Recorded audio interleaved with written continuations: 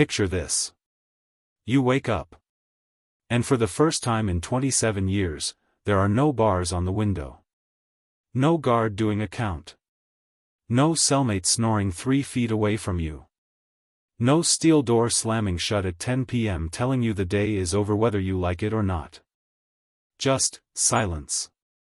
And you know what most people who've lived this moment say? They say it's not a relief they feel. It's terror. Today we're talking about what actually happens after someone walks out of prison after a life sentence. Not the Hollywood version. The real version. When Charles Lomax walked out of Stateville Correctional Center in Illinois in 2018 after serving 36 years for a crime he didn't commit, he stood outside those gates with $10 and a bus ticket. 36 years. A $10 bill. That's it. In most U.S. states, people released from prison, even after decades, receive what's called gate money. It ranges from $10 to $200 depending on the state. Louisiana gives $10. After decades of labor inside, sometimes paid pennies an hour, that's what the system hands you on your way out. One man, released in 2019 after 21 years, told a journalist he stood at a gas station for 20 minutes trying to figure out how to pay at the pump. He didn't know you could use a card outside. He didn't know touch screens were a thing. He was embarrassed to ask. So he just stood there. Most people think once you've served your time, you're done. Debt paid. Clean slate. That is not how it works. If you were convicted of a felony, even if you've now been released, you carry that record into everything. Job applications. Housing. College. Voting rights in many states. The National Inventory of Collateral Consequences of Conviction has identified over 44,000 legal restrictions that can apply to people with felony convictions in the United States. 44,000. That's not a statistic, that's a second sentence that never ends. Sharon Harriet spent 22 years in Bedford Hills Correctional Facility in New York. She got her GED inside. She took every program available. When she got out in 2011, she was denied from 7 apartments, 3 jobs, and a community college program, all because of her record. She's now an advocate. But she'll tell you herself, it almost didn't go that way. She was days away from giving up. Parents die while you're inside. Siblings move away, build lives, become strangers. Children grow up without you, and some of them never forgive that, even if you had no choice. After 20 or 30 years, you walk out into a world where you are genuinely alone in a way that's hard to describe. Robert Jones was released from Angola Prison in Louisiana in 2017 after 23 years, following a successful appeal that overturned his conviction. He was innocent.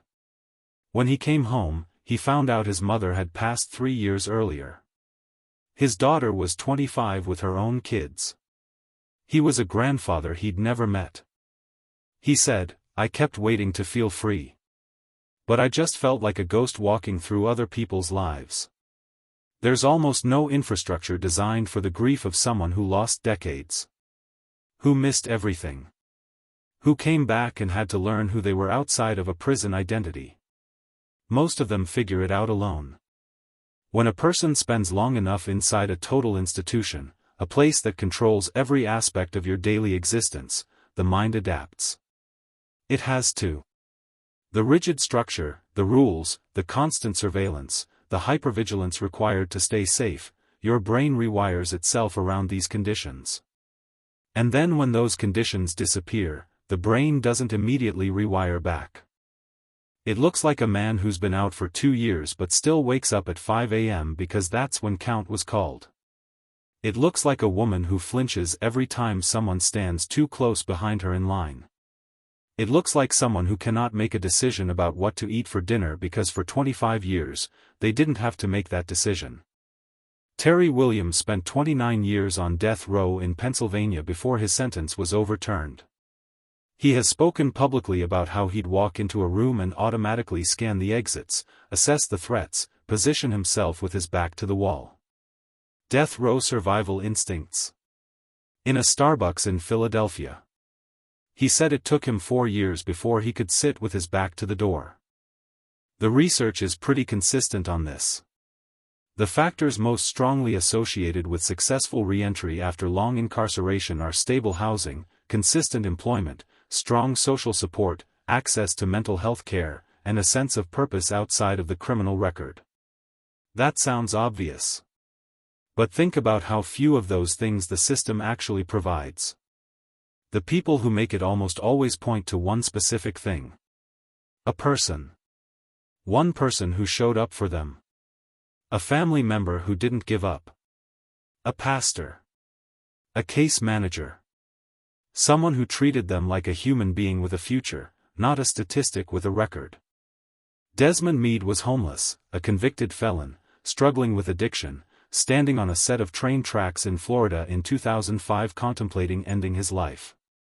He survived. He got into a treatment program. Then law school. Then he led the Florida Rights Restoration Coalition and restored voting rights to 1.4 million people with felony convictions. From those train tracks to over 1 million people. We spend a lot of time, in the news, in true crime content, in public debate, talking about the crime. About the sentence. About justice being served. We spend almost no time talking about what happens after. And I think that's a problem.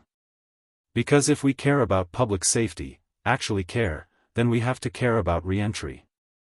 The U.S. spends approximately $80 billion a year on incarceration. The investment in re-entry programs? Laughably small in comparison. So what do you think?